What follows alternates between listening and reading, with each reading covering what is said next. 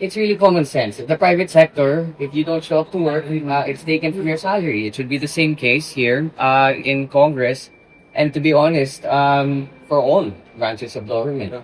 Na kung hindi ka nagpapakita, if there is absenteeism on your part, then you should not be allowed to collect the salary because you have not put in any work. I think the Filipino people and especially Congress deserve nothing but excellence. And I think the institutions that we all work for should provide the environment in which that excellence should flourish. So I think we need to start making changes around here to really show ang ating mga kababayan that we're here to work and that we're here to get things done, which is what I hope the bill will reflect, and hopefully maybe other branches of government can do the same.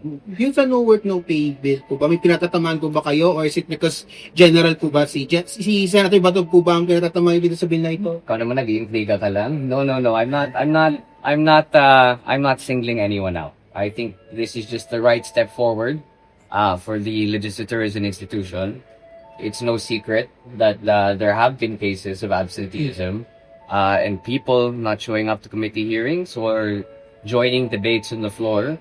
And generally, the more people debate on legislation, the better quality legislation is produced. So really, we're just trying to make sure that the best laws are passed by the Filipino people. Kung Pulong. Pumasok daw po today si Congressman Pulong Duterte. So it hasn't been passed, gumagana na.